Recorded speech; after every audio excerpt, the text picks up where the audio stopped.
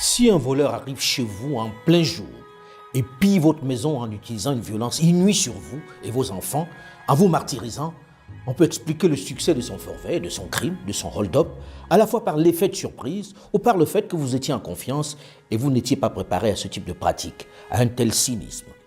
S'il revient une seconde fois, alors que vous êtes encore sous le choc et utilise les mêmes techniques, la ruse et la violence, pour vous délester minutieusement, méthodiquement de vos biens les plus précieux, on peut commencer tout de même à s'interroger sur votre capacité, votre maturité à vous protéger tout seul. Jusque-là, en essayant d'être compréhensif, on peut trouver quand même quelques circonstances atténuantes, même si vous commencez aux yeux de tous à paraître un peu grand dadais, un peu comme un grand naïf pas très éveillé. Mais s'il revient une troisième, puis une quatrième fois, opéré avec le même succès, vous pille soigneusement sans difficulté pendant que vous le regardez faire, alors ça devient définitivement désespérant. Et vous ne pouvez plus justifier votre faiblesse par la seule violence, le seul cynisme, la seule barbarie de l'agresseur. Vous n'êtes simplement pas préparé. Vous devez désormais vous interroger sur vous-même. Si en plus, la quatrième fois, il élabore toute sa stratégie pour vous piller devant vous, avec le plus grand des mépris, il vous prévient même de son arrivée prochaine et que vous le regardez faire sans réagir, sans vous protéger, alors comprenez que tout s'interroge désormais sur votre maturité et sur votre équilibre mental. Soit vous êtes vraiment un handicapé, auquel cas vous avez besoin d'être pris en charge, d'être sous tutelle, soit vous aimez ça, et alors vous êtes maso et méritez ce qui vous arrive. Il n'est point besoin de s'apitoyer donc sur votre sort. Et votre voleur devient même manifestement votre bienfaiteur. Je refuse de penser à ces deux dernières options. Lorsque les hordes arabes débarquent au sud du Sahara au Moyen-Âge, les réduisent dans une violence indescriptible en esclavage les populations de toute cette région et leur imposent leur religion, on se dit, on ne s'y attendait pas. Cet esclavage va être particulièrement violent, déshumanisant, cruel, sanglant, déchirant, avec une extraordinaire déportation des populations noires. Entre le Moyen-Âge et le XXe siècle, les Arabes et les Ottomans ont vendu plus de 17 millions d'esclaves africains. C'est un fait. Pendant plus de 1400 ans, les arabo-musulmans ont tué, déporté, castré 17 millions de Noirs. Les jeunes garçons se faisaient couper leur pénis et le scrotum pour éviter qu'ils ne se reproduisent en terre arabe. La plupart des millions d'hommes qu'ils ont déportés ont disparu du fait des traitements inhumains et de la castration généralisée. Ibn Khaldoun, considéré comme l'un des grands savants arabes, exprime sans ambiguïté la perception que l'on avait du noir dans la société arabe de l'époque. Il disait ceci, je cite, « Les seuls peuples à accepter l'esclavage sont les nègres en raison d'un stade inférieur d'humanité, leur place étant plus proche du stade animal. » Fin de citation. On estime à plus de 80 millions le nombre de Noirs morts dans le désert pendant la déportation. Ce qui est triste à dire, c'est que les ateliers de castration, c'est que la nature de l'opération elle-même est une opération qui, malheureusement, donc, laisse très peu de chance pour l'enfant châtré. Donc, l'espoir de survie de l'enfant sont quand même assez minimes. Les opérations de castration faisaient périr entre 70 et 80%. Ça vous donne une idée du massacre. Cet esclavage va durer plusieurs siècles et détruire les cultures, les traditions et l'organisation des sociétés pour installer leurs modèles, leurs valeurs, leurs traditions dans ces régions. L'islam interdisant l'esclavage entre musulmans, les esclaves vont se convertir à l'islam pour pouvoir améliorer leurs conditions. Première grande barbarie venue de l'extérieur donc contre les Africains. Alors que les blessures de cette première violence extrême sont encore vivaces, encore ouvertes, va suivre une nouvelle agression tout aussi subite et meurtrière. La traite négrière, le commerce triangulaire avec son corollaire de déportation, de déchirement des familles, d'éclatement de la société. Sur un total d'à peu près 12 millions d'Africains embarqués de force, environ 10 millions sont débarqués du fait de la forte mortalité à bord. Ils arrivent au Brésil, 45%. Dans les Caraïbes britanniques, françaises, néerlandaises et danoises, 37%. En Amérique espagnole, 11%. Et en Amérique du Nord, 4%. Les esclavagistes inventent des raisons scientifiques et morales pour justifier leurs actes. Ils en appellent, encore une fois, comme les arabo-musulmans, à l'infériorité naturelle des nègres et s'appuient cette fois-ci sur la Bible. Ils disaient devoir convertir les Africains au christianisme pour sauver leurs âmes. Mais la véritable raison qui a motivé le commerce du bois d'ébène et l'esclavage était le profit. Il fallait une main-d'œuvre nombreuse et résistante pour produire la canne à sucre, le café, le coton, le tabac, l'indigo. Toutes les denrées coloniales qui ont enrichi durablement l'Europe. On va donc déporter des dizaines de millions de personnes pour aller travailler comme des bêtes de somme, comme des outils dans les plantations de coton et de canne à sucre en Amérique. L'épisode parmi les plus violents de l'histoire du monde, dans lequel certains révisionnistes s'emploient à rappeler qu'il s'est fait avec la complicité des Africains.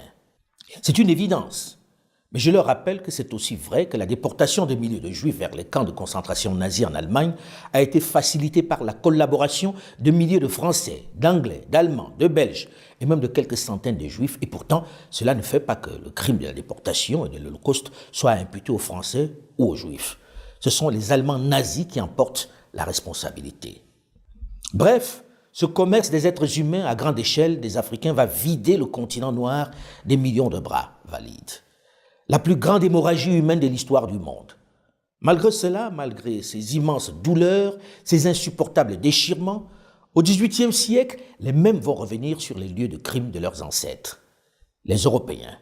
Et encore une fois, ils vont y pénétrer comme dans du beurre, avec presque la même facilité.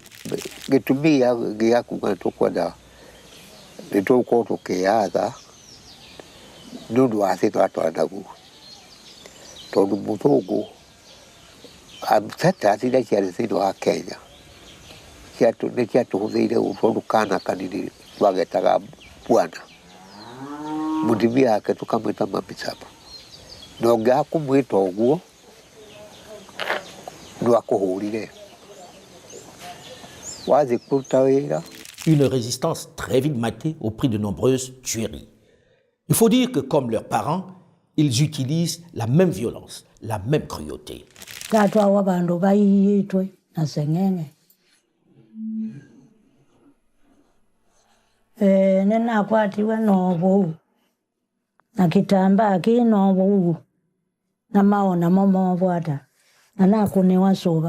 Ilana kune wesoba nyendi sineki atanathela na akakwiwa yu ilana siye kuvinduka na thiyene kinata sibitali kwa Kingijoyi mugitwarago kuria tari utahu akaja ni hari kambi na mirano ire kiuragirwo na wegathie gaitwo hau ihumbagirwo na magai hari akanja.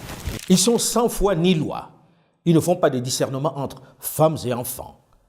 Ils vont eux aussi aller dans certaines régions jusqu'à la castration des hommes, comme on l'avait déjà fait dans l'esclavage arabo-musulman.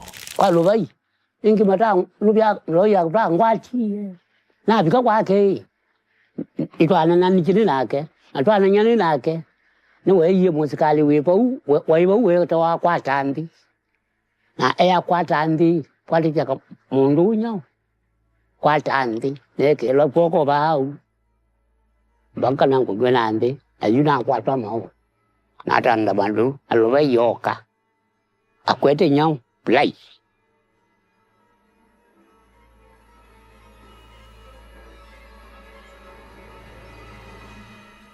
la ke loba yoka akwete play asilaba mukati wa mau oka ngwata nku kamba amina anakwa. Et dit qu'ils se définissent comme des hommes civilisés. Dans certaines régions, ils vont décapiter les résistants et exposer leurs têtes dans les marchés, comme dans l'ouest du Cameroun, en pays Bamileke. Question d'installer la peur. C'est la mission civilisatrice. C'est M. Finkielkraut qui dit on a apporté la civilisation aux sauvages. Quelle civilisation? C'est l'ère de la colonisation. L'Afrique devient le principal enjeu de la rivalité coloniale franco-britannique. Les motivations économiques sont décisives, notamment la recherche des débouchés commerciaux, mais aussi le souci de contrôler les matières premières tirées de l'agriculture tropicale ou des mines. L'aventure missionnaire précède naturellement la grande vague colonisatrice. J'aime souvent reprendre à mon compte cette citation de l'ancien président kenyan Jomo Kenyatta qui disait, je cite, « Lorsqu'ils sont arrivés, ils avaient la Bible et nous les terres. Ils nous ont demandé de fermer les yeux pour prier. Lorsque nous avons ouvert les yeux, ils avaient les terres et nous la Bible. » On ne peut pas mieux résumer. À la fin du 19e siècle, évangélisation et colonisation affichent leur connivence. À la conférence de Berlin en 1885, ces grandes puissances se réunissent entre elles pour se partager le gâteau. Sans gêne, elles dépècent le gibier, se donnent des zones et y installent leur comptoir. Au cours de cette période, l'Afrique est dépouillée de sa souveraineté et de son indépendance. Assaillie, divisée en colonies de dimensions variables, elle offre un visage totalement remodelé, sans aucun rapport avec les entités politiques préexistantes. La chefferie en pays bamléké, au Cameroun où je suis né, et en Afrique en général, avant l'arrivée des colons, étaient des États en miniature. Ce qu'on appelait les royaumes, c'était des États en miniature, avec tout ce qu'un État peut avoir dans sa constitution. C'est-à-dire, c'était des États avec justice, avec l'armée, avec tout ce qu'un État peut contenir. Donc, ce n'est qu'à l'arrivée des colons qu'on a vu le pouvoir de ces États diminuer. En effet, en 1880, début de la colonisation, plus de 90% du continent était encore dirigé par des Africains. 20 ans plus tard, l'Afrique entière, à l'exception du Libéria et de l'Éthiopie, est sous la domination de l'Europe. En morcelant l'espace politique africain, après avoir démantelé les empires et royaumes anciens, la colonisation efface les espaces unifiés dans ces entités géopolitiques. De même, en détruisant les chefferies traditionnelles ou en les domestiquant, la colonisation désintègre les constructions sociopolitiques qui conféraient à la société ancienne sa force de cohésion.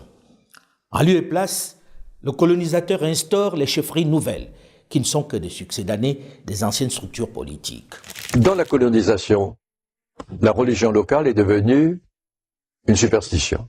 La culture locale est devenue du folklore. La langue locale a été traitée comme un patois. Et c'est sur ce cimetière culturel que les autres essayent d'imposer leur culture et leur tradition. Cette Seconde Guerre mondiale qui commence, à laquelle on a convié contre leur gré les Africains pour se battre aux côtés de leurs maîtres, va marquer un tournant décisif dans le modèle colonial jusque-là en vigueur.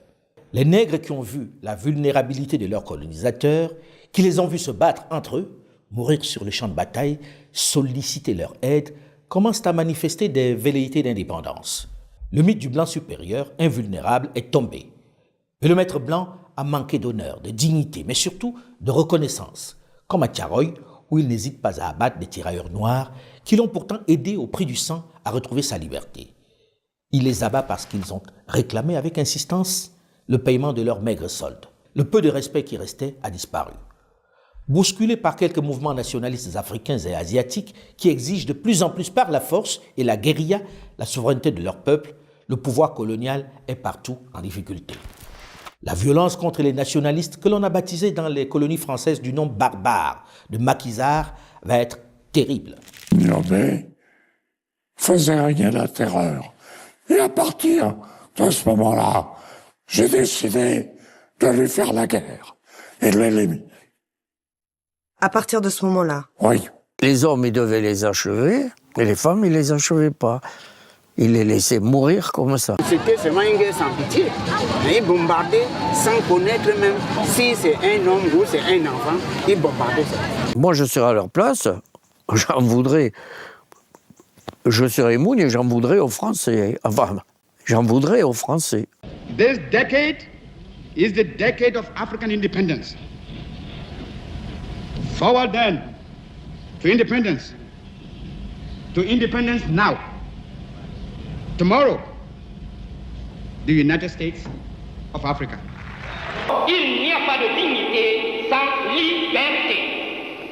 Nous préférons la pauvreté dans la liberté à la richesse dans l'esclavage.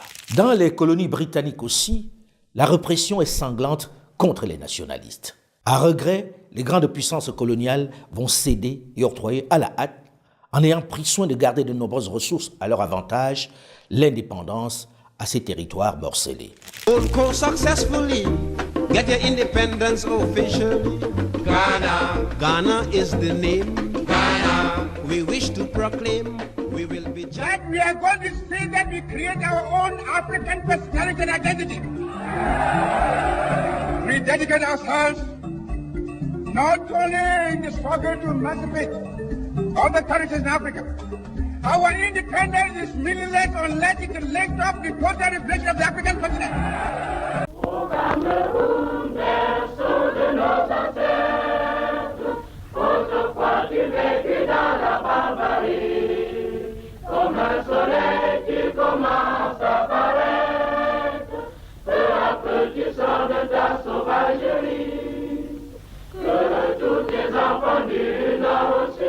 Sentinelle, que dis-tu de la nuit? La nuit est longue, mais le jour vient. Le grand jour tant souhaité est enfin arrivé. Notre pays, le cher Togo, qui depuis 1884 a été successivement protectorat allemand, condominium franco-britannique, territoire sous tutelle de la France, retrouve en ce jour du 27 avril 1960 sa liberté d'antan. Après avoir méthodiquement assassiné ceux qui réclamaient le plus sérieusement cette accession à la souveraineté internationale, le colonisateur va installer à la tête de ces États, dans la plupart des cas, ceux qui demandaient le moins l'indépendance. Les nègres de salon, en somme. La République française vient de reconnaître l'indépendance et la souveraineté internationale de la République centrafricaine. Et pour cela, au nom de mon pays, je tiens à remercier le gouvernement français. La République centrafricaine, accédant à l'indépendance, ne pourra jamais en aucun cas s'écarter de la République française, car nos tribus ont perdu leurs traditions, leurs mœurs. Nos pays ont été reconstruits à l'image de l'Occident. Ce serait pour nous une mission difficile que de rétablir dans notre pays, en République centrafricaine, les vieilles traditions africaines. Tout Gabonais a deux patries, le Gabon et puis la France. Voilà ceux à qui on confie les clés du camion en 1960. Quelle tristesse! On les a fait partir par la porte, les néocolonisateurs rentrent insidieusement par la fenêtre. Ils sont partis en restant. Ils tiennent les rênes de nos pays, mais en utilisant dans quelques territoires stratégiques des pantins, de nouveaux nègres de salon, qui pour conserver leur fauteuil et les avantages qu'ils offrent, les servent avec zèle. Dans la sphère francophone, on parle de la France-Afrique, un modèle qui pendant maintenant plus de 64 ans n'a pas produit un seul État viable, une seule nation qui satisfasse aux besoins primaires de ses populations. Un modèle qui n'a apporté que de la misère, de la pauvreté, du désespoir. Et pendant qu'ils nous font les poches, pendant que le maître d'hier se sert allègrement, exploite les richesses, certaines de ces élites et dirigeants africains essaient de lui ressembler. Ces élites appliquent les règles qu'il leur a apprises et qui servent de boussole. Le maître est bien entré dans leur tête grâce à l'école qui est le grand centre de conditionnement. Les élites sont devenus les serviteurs zélés du maître auquel ils veulent absolument ressembler. Ils ont refusé de réfléchir par eux-mêmes. Ils pensent que l'intellectuel est celui qui a le mieux assimilé les concepts, les valeurs du maître qui les opprime. Ils appliquent leurs règles, les mesures pour brider les leurs avec zèle. Les références sont des institutions fondées par le maître pour les tenir en respect. La Banque mondiale, le Fonds monétaire international, l'ONU et autres pseudo-organisations non gouvernementales à qui on voue quasiment un culte. Nous avons subi les programmes d'ajustement structurel du Fonds monétaire de la Banque mondiale, qui ont été des catastrophes, qui nous ont conduits sous couvert de privatisation à des liquidations, à l'affaiblissement de l'action publique, à l'affaiblissement de la fonction publique, qui nous ont amenés à brader une bonne partie qui nous ont amenés à brader certains avoirs nationaux. Mais le problème, c'est que nous étions dans un pays fragilisé par les conflits. Nous étions dans un pays, si nous voulions affronter ces organisations internationales, si nous voulions affronter des multinationales pour mieux négocier le prix de l'or, le prix du coton, il nous fallait un consensus national. Nous avons vu, quand il y a eu des velléités, nous avons senti que cela pouvait conduire jusqu'à la limite, à la chute du régime. À partir de 1990, l'idée a commencé à circuler que finalement nos pays, je ne dis pas seulement le Sénégal, nos pays avaient fait toutes ces années de l'ajustement économique, structurel, mais que ça n'avait pas produit les résultats qu'on en attendait. Africa finds herself in a catch-22 situation, you see.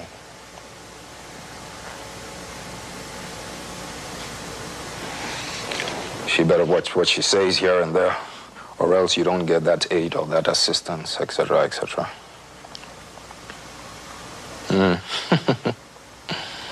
What kind of blackmail is this? And it's a painful thing for me sitting here to have to be making such admissions. But these are some of the truths, the hard facts, my dear. C'est eux les nouveaux maîtres du jeu. En réalité, les colonisateurs associés aux États-Unis d'Amérique ont confié la mission à des structures financières qui défendent désormais leurs intérêts sans état d'âme. Et les cadres et les dirigeants africains les écoutent et s'exécutent religieusement, et cela souvent même dans des organisations créées en marge par eux, telles le FIDH. Parce qu'on a une organisation dont la capitale se trouve à Washington, qui vient nous parler, nous. Washington, qui a largué la bombe à Hiroshima et à Nagasaki, vient nous parler de droits de l'homme à nous qui n'ont jamais largué de bombes à Hiroshima et à Nagasaki. Une organisation dont la capitale se trouve à Washington, les États-Unis, dont le développement est basé sur le génocide des Indiens et l'esclavage des Noirs, cette organisation-là vient nous parler de droits de l'homme. C'est important de rappeler de temps en temps l'historique de ces organisations donneuses de leçons qui dictent les lois dans nos contrées et qui s'appuient sur nos intellectuels pour se donner du poids. Souvent, le colonisé ressemble un peu, ou l'ex-colonisé même, ressemble un peu à cet esclave du 19e siècle qui est libéré, va jusqu'au pas de la porte et puis revient à la maison parce qu'il ne sait plus où aller. Il ne sait plus où aller. Depuis le temps qu'il a perdu la liberté, depuis le temps qu'il a acquis des réflexes de subordination, depuis le temps qu'il a pensé, comme appris à penser à travers son maître. C'est un peu ce qui est arrivé aussi à l'intelligence africaine dans son ensemble. Parce que, en dehors de quelques questions, toutes les questions que vous m'avez posées reviennent à une seule. Quand est-ce que les Blancs vous reconnaîtront-ils? Parce que la vérité sont blancs. On ne peut pas mieux illustrer ce que la plupart d'entre nous, dits intellectuels africains, sommes en réalité. Des êtres mimétiques qui ne se sentent valorisés que dans le regard du maître blanc. Des diplômés complexés aux ordres qui se sont éloignés de leur population. Des nègres de salon, version 3.0, qui souffrent presque tous du syndrome de Stockholm, pathologie qui vous amène finalement à aimer votre bourreau. C'est ce qui explique très certainement la succession, la multiplication, l'épidémie des coups d'État auxquels on a assisté notamment en Afrique de l'Ouest ces dernières années. Nous, forces patriotiques regroupées au sein du Comité national pour le salut du peuple, CNSP, avons décidé de prendre nos responsabilités devant le peuple et devant l'histoire. Nous avons décidé de dissoudre la Constitution en vigueur, de dissoudre les institutions. Nous avons décidé aussi de dissoudre le gouvernement. La Constitution est suspendue.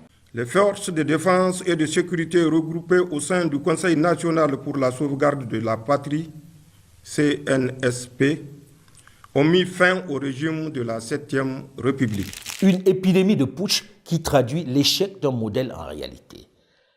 La réaction très bien pensante, très intellectuelle, très politiquement correcte, très dans les clous de l'immense majorité, a été de condamner ces coups de force contre la démocratie, ignorant superbement le soutien populaire qu'ils ont suscité à chaque fois, estimant que personne ne doit s'arroger le droit de mettre un terme par la force à un régime démocratiquement élu.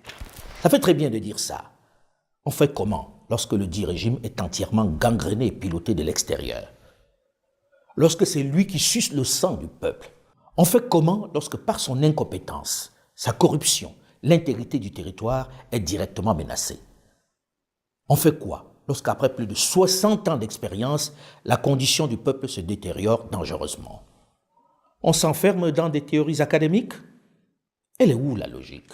Lorsque nous nous engageons, lorsque les États s'engagent à sanctionner les prononciaments, les coups d'État militaires, ils oublient quelque chose de très fort, les coups d'État institutionnels. Au niveau de la population, ça a la même valeur. Lorsque vous venez aux élections par des règles, et que parce que vous voulez perdurer au pouvoir, vous changez ces règles, ça s'appelle aussi un coup d'État. Je sais que cela nous a été largement reproché à certains d'entre nous, et que cela continue d'ailleurs de nous l'être reproché, de n'avoir pas condamné les putschs qui ont renversé les régimes au Mali, au Burkina Faso, en Guinée et au Niger. On est passé tout de suite pour des assassins de la démocratie, les soutiens des putschistes. Je peux clairement comprendre cette réaction lorsque l'on est aussi bien formaté. Il faut que cela soit clair dans l'esprit de tous. Le soutien n'est pas seulement à des personnes. Qu'on les aime ou qu'on les déteste, une chose est certaine. Ces officiers, qu'il s'agisse d'Assimi Goïta du Mali, d'Ibrahim Traoré du Burkina Faso, de Mamadi Doumbouya de Guinée ou d'Abdourahmane Tiani du Niger, ils sont des game changers. Pas parce qu'ils ont fait un putsch, mais simplement parce qu'ils viennent de mettre fin à un modèle qui était arrivé à son terme. Un modèle contre lequel tout le monde en Afrique était opposé, mais n'osait pas s'y attaquer par peur de représailles. Qu'on le veuille ou non, ils ont réussi à mettre dehors ceux qui, pendant tant d'années, imposaient leur rythme, imposaient leur calendrier, imposaient leurs hommes. Parce qu'ils avaient créé cette sorte de chaîne polymère qui se relève à la tête de nos États pour les servir. Et nous sommes venus briser la chaîne. Et c'est inconcevable pour eux. Il a dit qu'il a 3 personnes qui sont ces gens et qui sont de bonnes personnes. Un peut être le président de transition et un autre peut être le Premier ministre. Il a demandé si je peux seulement sortir pour faire une déclaration dans laquelle communiquer les noms du président et du Premier ministre afin de formaliser tout ça. J'ai répondu, cela est hors de question, les citoyens sont en concertation. Quand ils finiront, nous travaillerons en fonction de ce qu'ils décideront. Je me souviens ce jour-là, il m'a dit d'être compréhensif. Il a dit que quand il disait quelque chose à Ibeka, Ibrahim Boubacar Keïta, celui-ci répondait qu'il allait y réfléchir et qu'Ibeka est resté dans les réflexions jusqu'à ce qu'il parte. Donc, qu'il faut que moi je cesse cela. J'ai répondu, non, cela est hors de question. Les citoyens sont en concertation. Quand ils finiront, nous travaillerons en fonction de ce qu'ils décideront. Nous ne nous sommes pas entendus. Il est parti de son côté, je suis parti de mon côté. Ils nous ont donc approchés et ils nous ont demandé de rentrer dans les rangs pour faire partir de l'élite qui doit diriger l'Afrique, parce qu'ils ont une élite formée et formatée qui doivent suivre, qui sont incrustés dans cette chaîne-là. Nous avons refusé de rentrer dans leur rang. Et dès lors, les hostilités ont commencé. Quel est l'homme politique de la génération de ces aînés qui aurait osé faire cela? Qu'on les aime ou qu'on les déteste, ils ont fait ce dont tous rêvaient. Ils ont bravé les grandes puissances qui trônaient arrogamment dans ces pays depuis des décades. Ils ont mis un terme au mythe des grandes nations occidentales auxquelles on ne peut pas s'attaquer. Ils ont été garçons, comme disent les Ivoiriens. Qui aurait pu imaginer que l'on puisse mettre ainsi dehors l'armée française et avec elle ses représentants dans un pays dit pauvre du Sahel comme le Mali, où ils étaient fortement installés depuis des décades? Quel est l'homme politique civil qui aurait pu envisager cela une seule seconde? Quel est l'homme politique qui aurait pu faire la même chose au Burkina Faso, au Niger, malgré les résistances clairement affichées de Paris? Qui aurait pu imaginer un homme politique suffisamment audacieux pour demander aux forces américaines de faire leur bagage pour quitter le Niger? Quel est l'homme politique qui aurait pu refuser de recevoir un sous-secrétaire d'État américain flanqué du chef des forces US basé en Afrique en visite dans son pays? Qui? Généralement, ils sont en territoire conquis. Ces militaires ont considérablement amélioré la situation sécuritaire dans cette région où les terroristes et les bandes armées étaient devenus les seuls maîtres des lieux à la barbe des armées européennes et américaines. Aujourd'hui, sur le plan de la sécurité, nous travaillons, il y a des résultats probants sur le terrain. Le Mali, aujourd'hui, après 10 ans de présence étrangère, a aujourd'hui le contrôle de l'ensemble de son territoire national. Et la reprise de Kidal, il y a quelques mois, est un exemple concret. Et il y a beaucoup de Kidal qui vont se passer aussi sur le terrain, dans notre espace. Même si l'insécurité persiste, même s'il existe encore de nombreuses attaques de bandits armés, l'apocalypse annoncée n'a pas eu lieu. Avec ces hommes en treillis, la chanson n'est plus la même.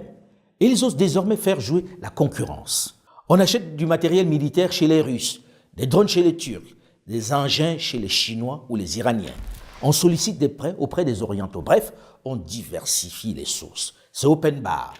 On est donc loin du cirque qu'a vécu le président Touadéra en Centrafrique, ou alors qu'on refusait de lui vendre des armes, on lui interdisait en même temps d'en acheter sur le marché et d'en recevoir des partenaires. Disons-nous la vérité, les Russes ont sauvé la vie à Touadéra à un moment donné, contre les rebelles. Personne d'autre l'aurait fait. Personne d'autre n'était là pour le faire. Mais aujourd'hui, il y a aussi les Américains.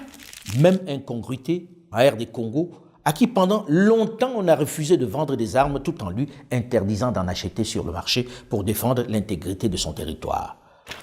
Qu'on les aime ou pas, ces militaires du Mali, du Burkina, du Niger, de Guinée ont rebattu les cartes. La donne a changé. Il y aura désormais, qu'on le veuille ou non, un avant et un après Assimi Goïta, un avant et un après Ibrahim Traoré, un avant et un après Abdourahmane Tiani, un avant et un après Mamadi Doumbouya. Réussiront-ils à transformer l'essai? Ça, c'est un autre débat. Mais ils ont créé un nouveau cadre, un nouveau climat qui bénéficie à tous. Même si les autres dirigeants africains n'osent pas l'avouer à haute et intelligible voix, ils sont nombreux à apprécier. C'est ce qui explique l'extraordinaire popularité dont ils continuent pour la plupart de bénéficier auprès des populations. Il suffit de voir l'accueil qui leur a été réservé à leur arrivée au Niger pour le premier sommet de l'AES. Le Niger, c'est le 3e pays le plus pauvre du monde, malheureusement pour lui. Et il y a des podiums dont on se passerait bien. Personne n'est capable de se dire, est-ce qu'on n'est pas en train de faire une bêtise, pour parler poliment, en faisant un coup d'État? Vous comprenez bien qu'en fait, le grand perdant dans cette affaire-là, c'est d'abord le Niger. Certes, les grandes nations colonisatrices continuent d'afficher leur condescendance, mais leurs certitudes ont été quelque peu ébranlées. Elles s'affairent désormais à affiner leur stratégie pour conserver leur influence. Ces officiers sans passé politique, arrivés dans l'échiquier comme des ovnis, contre qui les grandes nations n'ont aucune pression directe parce qu'ils ne possèdent pas de compte bancaire ou de maison à l'étranger à saisir, parce qu'ils n'ont aucun agenda électoral, du moins pour l'instant, ont rebattu les cartes en prouvant que les Africains peuvent aussi envisager d'autres partenaires en toute liberté. Une bravade qui oblige les autres à discuter différemment désormais. Ne serait-ce que pour cela, ils ont déjà gagné une bataille. Pas la guerre, c'est vrai, mais une bataille que l'on veut décisive. Et pour cela, il faut avoir la correction, l'honnêteté de le leur reconnaître, même si les choses paraissent encore chaotiques et incertaines. Ils l'ont bien sûr fait avec le soutien des populations qui ont été plus promptes, plus alertes à comprendre et à adhérer à leur aventure. Mais ceci ne représente pas un chèque en blanc à ces nouveaux chefs, à ces leaders qui tiennent un discours qui nous séduit presque tous. Non. Ils ont gagné une bataille, c'est vrai, mais les plus importantes, les plus grosses, les plus déterminantes restent à venir. Celles qui n'ont absolument pas le droit de perdre, au risque finalement de n'avoir provoqué qu'un cancer qui se métastase et qui va tuer le malade à la fin de la journée. Je me retrouve un peu comme un cycliste qui grimpe une pente raide, qui a à gauche, à droite des précipices. Il est obligé de pédaler, de continuer de pédaler, sinon il tombe. Cette image s'applique plus que jamais à ces dirigeants de l'AES. La première de bataille à mener au plus vite est vis-à-vis du peuple qui les a soutenus dans celle qu'ils viennent de remporter. Ce peuple s'est aligné derrière eux pour chasser ces armées d'occupation. Ce peuple a accepté de souffrir, de subir la violence des sanctions. Ce peuple a accepté l'austérité, l'absence de médicaments dont il avait besoin. Ce peuple a subi les coupures d'électricité qui ont tué de nombreux petits commerces, qui ont entraîné le décès de malades en salle d'opération. Ce peuple a accepté tellement de sacrifices qu'il veut maintenant commencer à voir le bout du tunnel. Il ne peut indéfiniment se contenter de rhétorique révolutionnaire. Il ne peut continuer indéfiniment d'attendre. Il s'agit maintenant, pour ces leaders, qui lui ont redonné sa dignité, pour ce gouvernement issu de ce coup d'État, pour ces régimes qui ont fait grandir en eux tant d'espoir, de fixer un cap, de sortir de la gestion au quotidien des affaires courantes pour leur donner de l'espoir. Ces populations sont fatiguées, lasses d'attendre. Il importe de leur montrer qu'elles ont eu raison de les soutenir, que le meilleur dans leur assiette, dans leur quotidien, est à venir. Lorsque l'on vit dans tous ces pays, il faut reconnaître que le coût de la vie a explosé. Le sac de riz de 25 kg, denrée la plus consommée, est passé au Niger de 11 000 francs avant les sanctions à 17 500 francs. Oui, plus de 6 000 francs d'augmentation en raison de l'insécurité sur le corridor passant par le Burkina Faso, zone de forte insécurité. Le sac de maïs, lui, est passé, tenez-vous bien, de 25 000 à 52 000 francs, c'est-à-dire plus du double en raison de la fermeture des frontières avec le Bénin. Situation très difficile en cette période de soudure. L'inflation n'est peut-être pas au même degré au Mali, mais elle est aussi particulièrement difficile à vivre pour les populations, puisque le sac de riz de 50 kg, qui coûtait 20 000 avant les sanctions, est désormais à 22 500 francs. Le litre d'huile est passé de 900 à 1000 francs. Le kilogramme de sucre de 600 à 650 francs. La situation est tout aussi préoccupante au Burkina Faso. En gros, les prix ont doublé pendant que les salaires, lorsqu'ils sont payés, n'ont pas bougé. De nombreux petits commerces ont fermé du fait du rationnement de l'électricité, du fait de la crise des frontières et des ports entre le Niger et le Bénin. En réalité, le peuple fait preuve d'une résilience extraordinaire. Il subit vraiment et accepte cet effort pour le changement avec courage et abnégation. Ce n'est pas facile du tout. Il faut donc maintenant lui montrer qu'il a raison de les soutenir, de continuer de les accompagner en masse dans la rue. Il faut lui donner de l'espoir en proposant un nouveau modèle, un projet qui puisse le conforter, une vision qui l'associe, qui lui montre que ces officiers ne sont pas venus simplement pour s'installer, mais pour changer durablement et définitivement les choses, sortir leur peuple de la misère. Et je peux témoigner pour les avoir tous rencontrés qui sont vraiment animés d'un désir de changer les choses. Ils sont au taquet, comme on dit.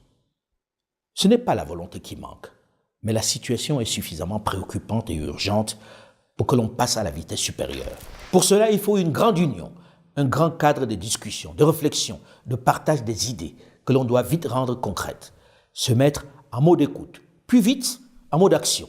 Bref, il faut donner aux populations l'opportunité de participer à ce changement et faire vivre, entretenir l'espoir à travers la nouvelle manière de penser l'Afrique. J'entends déjà certains ironiser sur le fait qu'on ne va pas inventer la roue, que l'Africain n'en est pas capable. Je pense que c'est faire preuve de défaitisme et de manque de confiance en soi. En 1236, ici en Afrique, il y a eu des Africains en Afrique de l'Ouest qui ont publié la charte de Kurunkanfoga.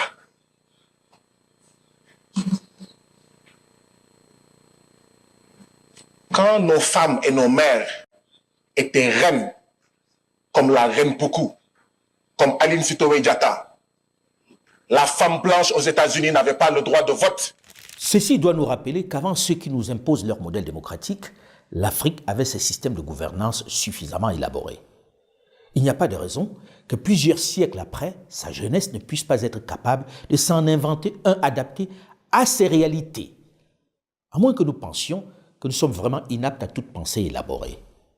Il s'agit d'y croire et de s'y lancer. Nous, à Mansa, nous y sommes déjà. On n'a pas la prétention d'avoir trouvé la solution, mais il faut bien commencer et ne pas avoir peur de se tromper. Comme chez le médecin, le mal a été identifié, le diagnostic est établi. Il faut maintenant trouver le bon remède. Ça peut prendre un peu de temps. Tout dépend de la capacité de notre jeunesse à réfléchir aux composantes, aux produits efficaces, aux médicaments idoines. C'est de cela qu'il s'agit. Il peut y avoir des loupés, des effets indésirables. Ce n'est pas dramatique. C'est de nos erreurs que l'on apprendra. On va ajuster en fonction. L'essentiel est d'essayer avec courage et détermination. Aux leaders des pays de l'AES de s'y lancer au plus vite. Il ne faut surtout pas perdre le soutien du peuple dans cette bataille décisive. Surtout que les traditionnels hommes politiques sont déjà à l'œuvre pour monter la population contre eux. Privés de toute perspective, épuisés d'attendre l'opportunité de retourner aux affaires par les traditionnels semblants d'élections, impatients de voir les choses revenir comme elles étaient, ils sont en action. Il faut coûte que coûte revenir à la table à manger. Ils œuvrent fort dans l'ombre pour convaincre les populations que les militaires aux affaires sont des amateurs, des apprentis sorciers qui les conduisent droit dans le mur. On en croise régulièrement à Paris, Londres et Washington qui font une cour assidue aux autorités pour se présenter, se proposer en alternative, en solution une fois qu'ils auront renversé les régimes en place au pays. Ils sont nombreux. On les voit grenouiller ici, invitant, comme le faisaient déjà leurs aînés, des responsables des ministères au restaurant pour dire combien ils sont fidèles aux principes proposés par l'Occident. Si on ne cite pas les noms, on les connaît bien. On les voit. Les vieilles habitudes ont la peau dure et ils n'ont pas compris qu'ils n'auront pas le soutien du peuple qui a de la mémoire et qui se souvient que cette situation de crise, ils en sont pour une majorité les premiers responsables. Tous ces chefs de parti et anciens ministres qui ont fait de la politique leur métier et qui voient dans ce bouleversement la fin de leurs privilèges doivent comprendre que ce temps est révolu, que leur démarche pour déstabiliser ceux aux affaires ne contribue pas à faire avancer le calendrier global. Ils n'ont pas besoin des autres pour revenir. Ils ne sont pas la solution. Ils sont pour beaucoup une des sources du problème. S'ils étaient capables de mieux, ça se saurait. Ils l'auraient démontré par le passé. S'ils veulent être utiles, ils doivent plutôt apporter leur expérience au service du mouvement qui est en marche. Il faut de nouveaux acteurs. Il faut renouveler la classe politique. Mais il convient dans le même temps d'attirer l'attention de ces dirigeants de l'AES qui semblent soucieux de leur peuple du risque de plus en plus affiché que certains de leurs proches font peser sur leur image, sur leur engagement, sur leur combat par leur propension aux enlèvements intempestifs et injustifiés de personnes. Je me souviens de ce que ceci avait eu comme conséquence négative dans la révolution sankarienne avec certains CDR. Vigilance donc. At the end of the day, it is critical for the U.S. to have a footprint on the continent. Even a little goes a long way. The same can be said of U.S. business investments. Africa is of vital strategic importance to the United States. We can't let China or Russia become the preferred security or business partner. Je suis persuadé que dans quelques années, je ne sais pas si c'est 10 ans ou moins ou plus, nous aurons l'obligation de retourner aider ces pays africains. Ce qui est en train de se jouer en Afrique de l'Ouest, c'est toute une zone d'Afrique qui est en train de basculer et qui pourrait devenir le levier de nos compétiteurs, et notamment de la Russie, pour imposer un modèle de société qui n'est pas le nôtre. C'est ça qui se passe. C'est pas uniquement la sécurité.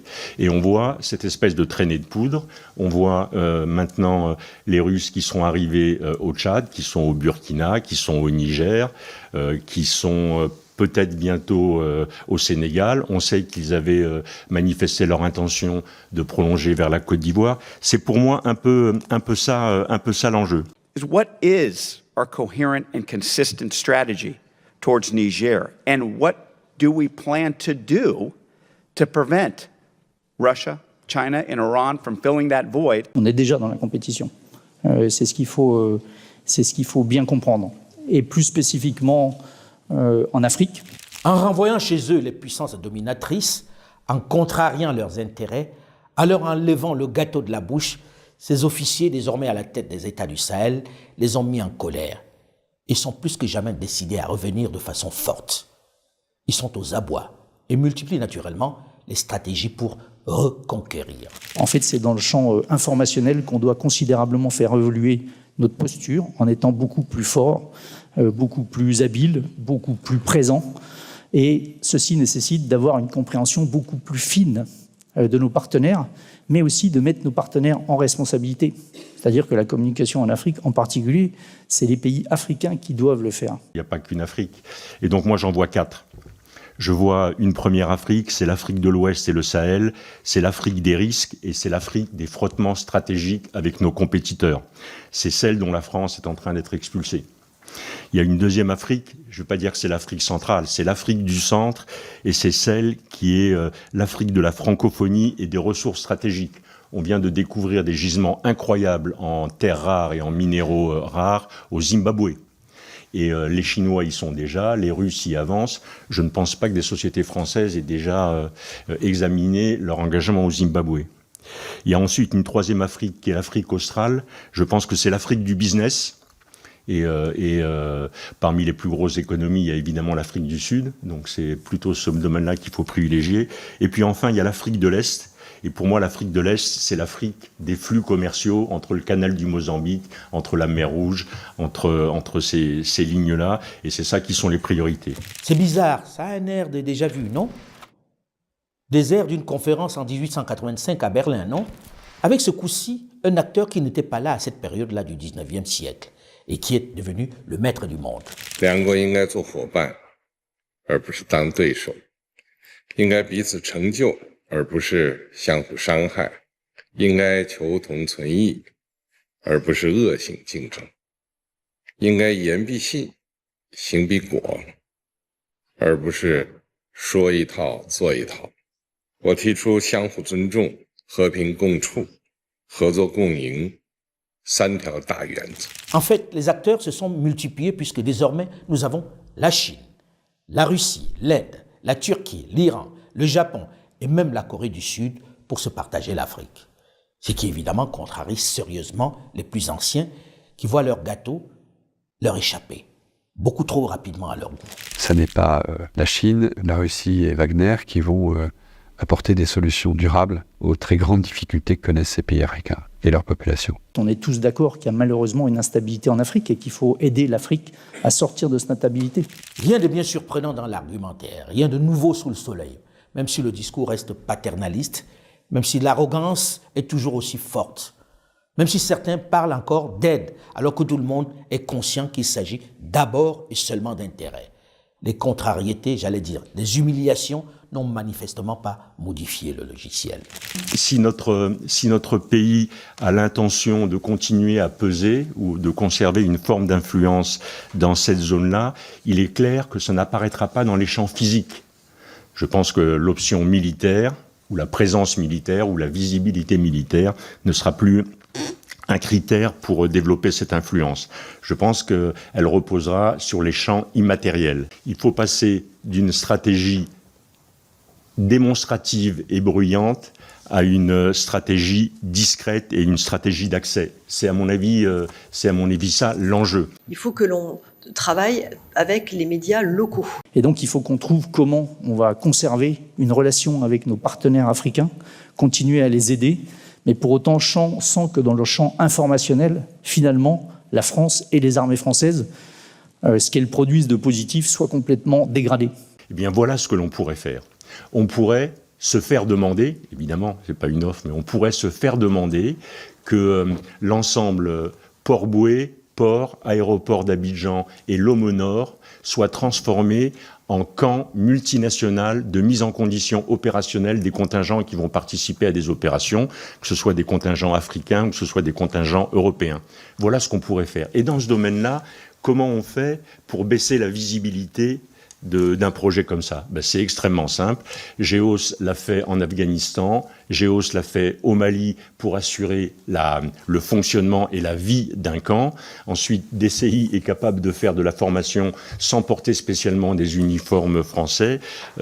Expertise France est capable de faire le reste. Et là, on a un projet, dès lors que les Africains nous le demanderaient, qui serait d'abord intégré avec tout ce qu'on est capable de faire sur les mines, sur la formation médicale, sur la formation militaire, sur la livraison de matériel. On peut aller plus loin, on devrait aller plus loin. Cet intégrateur, il devrait être capable de balayer le champ depuis l'humanitaire jusqu'à la formation militaire. C'est clairement dit, n'est-ce pas? Mais la nouveauté, qui est de taille, c'est que désormais, les Africains voient bien la stratégie. Ils sont au courant des voies et moyens mis en œuvre pour revenir. Le secret qui entourait ce type de projet ne fonctionne plus. La technique de la conférence de Berlin est loin. Ce type de rencontre pour se partager l'Afrique ne peut plus être secret. Il ne serait donc plus logique, compréhensible, que l'Afrique se fasse à nouveau pénétrer et coloniser cette fois-ci sans réagir. L'argument de la surprise n'est plus valable. L'argument du complot nuitamment préparé aussi n'est plus valable. L'argument de l'aide ne l'est plus non plus. Cette fois-ci, pas de raison de rester passif, de subir. Il s'agit maintenant, et c'est en cela qu'une confédération comme l'AES est vitale, d'élaborer une stratégie commune pour répondre à ce nouvel impérialisme, à cette invasion. Ce n'est qu'unique que la réponse va être efficace, cohérente et bénéfique pour l'Afrique. Les autres continents sont dans leur rôle. Elles ont besoin de nos matières premières, de notre sol et de notre sous-sol. Elles l'ont désormais clairement exprimé. Elles ne parlent plus de nous civiliser, elles ne parlent plus de nous évangéliser, elles ne parlent plus toutes de nous aider, puisque nous avons compris. Elles parlent clairement, sans ambiguïté, d'installer leur influence, de sauver leur part du gâteau. Elles avouent sans gêne que notre continent est une zone de compétition entre elles. Si nous nous laissons faire ce coup-ci sans réagir, alors nous ne sommes pas des hommes à part entière. Alors nous méritons notre sort. Toutes ces puissances élaborent les politiques africaines. Peut-être que nous devrions penser, nous aussi, à élaborer notre propre politique africaine et en tirer des politiques européennes, américaines, chinoises, russes et autres. C'est plus que jamais le moment d'en finir avec ces divisions qui donnent de telles images détestables de nos dirigeants réunis autour d'un chef d'État qui les a convoqués. On ne peut pas dénoncer les sommets Afrique-France qui ont rythmé la vie de nos États avec toute la charge misérabiliste qu'elle affichait et accepter de la remplacer par les sommets Afrique-Chine, Afrique-Russie, Afrique-Japon, Afrique-Turquie, Afrique-Inde et même Afrique-Corée désormais. Ça manque vraiment de sérieux et de fierté. Ça fait pitié de voir tous ces dirigeants représentant plus d'1,3 milliard d'Africains réunis autour d'un seul chef d'État dont la population ne représente même pas le 10e de celle du continent. Eux mettent en œuvre leur politique de conquête de l'Afrique et nos chefs viennent quémander qui est une route, qui est un hôpital, qui est un stade de football. Si l'Afrique ne s'unit pas, si elle ne travaille pas à concevoir son propre projet commun, si chaque pays continue de jouer chacun de son côté, si on continue ainsi, la 4e vague de colonisation va se faire avec la plus grande facilité. Même toute cette obsession occidentale, non, nous et pas les autres, je trouve est vraiment une obsession. Il faut comprendre que le monde est devenu adulte beaucoup plus rapidement de ce que nous les Blancs, avions pensé. Les autres grandes puissances sont en réalité dans leur rôle. Elles sont juste pragmatiques. Elles doivent aller chercher ce dont leur peuple a le plus besoin pour vivre et se développer. C'est à nous, conscients de cela, d'être jaloux de nos intérêts et de nous organiser pour les protéger de l'appétit particulièrement vorace des autres. Au lieu de pleurnicher, de geindre, il est temps de s'organiser, de se structurer pour faire face à la néocolonisation qui, cette fois-ci, vient de partout. Il faut s'unir, s'organiser autour d'un projet viable. Notre région n'a jamais connu simultanément autant de défis depuis de nombreuses années. En effet, en dehors de nombreuses menaces liées à la paix et à la sécurité, ainsi que les défis liés à la pauvreté, notre région est également confrontée au risque de désintégration. Pour nous, le sort de nos pays ne va pas se décider à Bruxelles, à Paris, à Washington ou à Londres. Ça se décidera à Bamako, à Ouagadougou, à Niamey, etc. C'est en cela que l'initiative de l'AES, qui, comme la CEDEAO, a été initiée par les militaires, n'a pas le droit de se planter. Comprenez qu'avec l'AES, il y a une nouvelle donne géopolitique qui est là. Que vous l'aimez, que vous ne l'aimiez pas, peu importe. Cette AES doit être libre, mais avec un projet de société clair, qui, au-delà de la cruciale question sécuritaire, sur laquelle elle travaille dur, doit dans le même temps, urgemment, avoir une forte démarche économique, sociale, diplomatique, tout en s'ouvrant aux autres pays qui veulent la rejoindre. Avec ou sans vous, nous allons avancer. Il faut que les gens aussi comprennent ça. Le sommet objet de notre retrouvaille aujourd'hui est l'aboutissement de notre farouche volonté commune de reconquête de notre souveraineté nationale et de réhabilitation de notre dignité légendaire. Si les Européens ne sont pas là, les Chinois seront là, les Russes seront là, les Australiens seront là. Donc aujourd'hui, là, on n'est marié à personne. La CEDEAO qui fait de la résistance est morte. Elle n'est plus viable, tant idéologiquement que financièrement. Trop dépendante des puissances occidentales.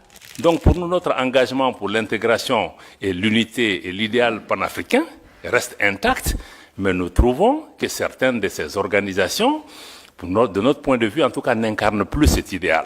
Il faut avoir le courage de la saborder pour envisager l'élargissement de cette structure qui se veut du peuple.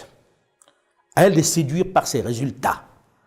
À elle de faire appel au génie créateur de son immense et inestimable jeunesse, plus outillée et plus engagée pour faire face aux nombreux défis et éviter une 4e vague de colonisation.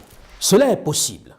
Et l'Afrique centrale, ventre mou de l'Afrique francophone, avec ses dirigeants de notre temps, avec ses interminables fins de règne qui donnent à cette région une impression de glaciation, doit emboîter le pas si elle ne veut pas repartir pour un autre siècle de colonisation, mené ce coup-ci par les multinationales.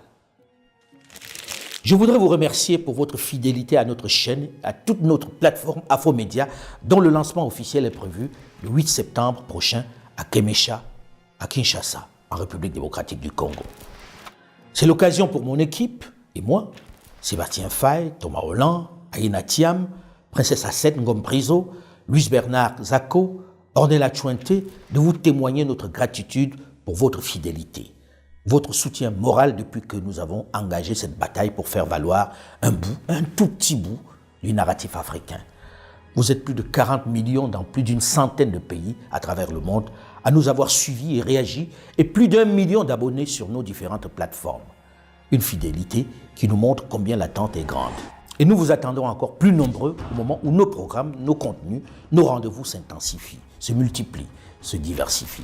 C'est pourquoi je vous prie de scanner ce QR code pour entrer de plein pied et de façon certaine dans l'univers Afromédia, le seul, l'unique. Et je vous prie également de télécharger notre application Afromédia sur iOS ou sur Google Play. Il vous offre l'opportunité d'avoir à portée de main nos contenus, nos magazines, nos reportages, nos documentaires, bref, notre vision du monde. Il vous permet de les télécharger et de les regarder même hors connexion, de vivre mieux notre monde tel qu'il est, un narratif sans complaisance mais sans condescendance.